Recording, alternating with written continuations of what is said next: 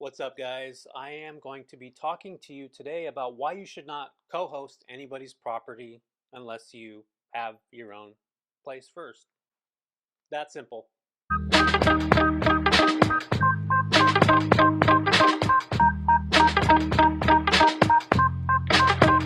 My name is Jesse Vasquez. I am the founder of AirVenture Hosting Company, real estate entrepreneur, investor, all those cool things that make me sound way cooler than what I actually really am. You're cool.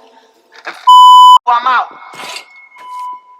So I'm here to talk to you guys today about why you should not co-host anybody's property at all unless you're actually running an Airbnb or a short-term rental on your own already. And I know this is probably going to stir some pots and make little people pissed off and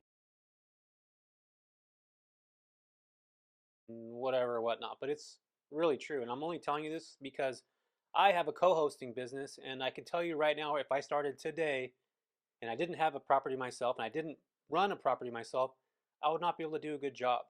And let me tell you this right now, why I think that. Working individually with owners of properties is extremely difficult. And what I mean by that is there are owners that are literally not involved. There are owners that are very heavily involved. There are owners that will ask you about every single review that comes in. If I didn't know how to manage properties already, getting my skin in the game, dipping my toe in the water and understanding how this Airbnb short-term rental world works, there's no way I would be able to connect with these landlords and these owners in the way that I do. And first off, I wouldn't even feel confident enough. And I know what you're probably thinking. There's a ton of YouTube videos that somebody can go out there and watch today and learn how to be a co-host. But you can't actually do that. It's like you're trying to be a NASCAR driver and you just hop in a car, you watch a YouTube video and a dude's telling you how to drive 250 miles an hour, and that you can't. It's impossible. I can't see a thing.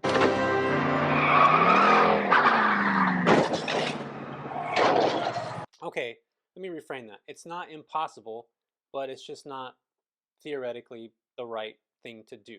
So I want to talk to you about why I still think that you can co-host properties only until you actually get your first place. So let's put it this way. Would you trust somebody today that came to you and said, I want to co-host your place. I know you have a property here. I want to take it over. I don't know what I'm doing yet, but I've watched some YouTube videos and I'm starting a business. There's no proof of concept. And I think that unless you've actually spent time learning how to do that, dipping your toe in, your best route is to arbitrage a place first. Like literally pick up and arbitrage a place first. And you can do that for relatively pretty cheap. I have a link in my video. I'll post it up on top right here. And you guys can actually check out an arbitrage unit that I picked up for like 1,500 or $2,000. And it was actually somebody that I know's property that was moving, and they said, hey, do you want to take this place over? And I did. But anyway, you really have to think about if you're going to co-host. And one of the most important things with co-hosting too is that you actually have to run numbers for the owners. So that's one thing that you got to take into account, that you're going to have to sit down with an owner, run analytics and say, hey, I expect you to make X amount of money based off of these Mashvisor or AirDNA or whatever you decide to use for your analytics, and then translate that into actually real world experience. And unless you've actually been in this space before, you're not going to really understand that until you actually go out and do it yourself and get your feet wet, dip your toe in, and understand the process of what co-hosting actually really is.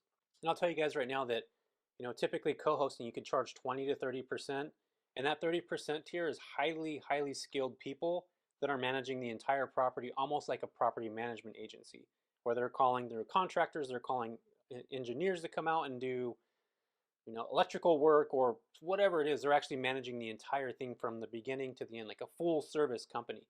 So unless you're just starting off with mom and pop and you really don't have a concept of it and they're okay with you screwing up, because you're going to screw up if you don't know how to do this. So two things that I would suggest doing, again, going back, arbitraging your own space, connecting with an individual landlord, finding out exactly how to get a property of your own to screw up for yourself, because it's not always going to be screwed up, but you're going to learn the processes of it.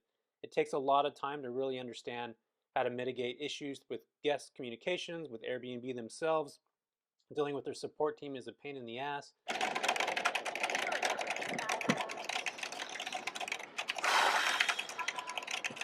And I'll tell you guys right now, it's even worse since COVID.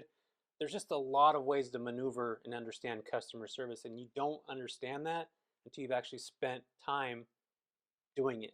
And I get what you're saying, customer service, everybody understands that. If you worked as a server or as a front desk person or whatever. That's customer service. But this is different because hospitality is a completely different animal. You have to really be there for the guests, and you actually have to give a crap about the guests that are coming in. That's really important because, yeah, you can make $1 or $2 doing this as a co-host, but if you're not surrounding yourself around that specific guest that you're wanting to create an experience for them and have them in a place where they're creating memories with their family or their business traveling or whatever, whatnot, it's not the right business for you. So you really want to make sure that you actually taste it, you live it, you understand it, and then you go on and bring somebody else's property and co-host or manage their property. The second thing that I would do is, obviously here you're on YouTube learning information, and this is not the bright side of, yeah, you can do everything. This is like, hey, you got to really understand this niche and this market. You should grab your own Airbnb first. So I would highly suggest you get involved in that aspect. There's a lot of moving parts when it comes to Airbnb and short-term renting and mid-term renting. So it's really, really important that you really figure that stuff out. Because again, these landlords can be very unforgiving and they're going to be involved in a lot of what you do. So you got to make sure that you put together contracts that are going to state exactly what you're doing. You can't just go on and copy somebody else's contract online.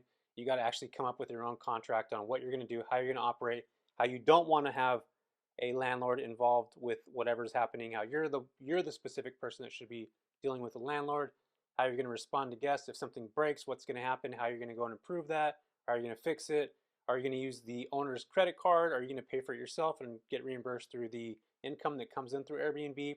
There's a bunch of different factors. But again, I'm here to tell you, do not co-host unless you've actually had experience doing this. So leave some comments below if you think either I'm right or I'm wrong, or you think this is not a good idea, or you think co-hosting is the easiest way to get involved in Airbnb and you just jump in and do it anyway, which, okay, I get it. I understand that. I get it. There's a will, there's a way. I can't see a thing. I believe that. But I also think doing things the right way is probably the best way when you decide to get into the short-term rental space. So let me know what you think. Leave a comment below. Tell me if you think I'm right or if I'm wrong or whatever I'm saying is dumb. But I hope that you like and you can subscribe to this page.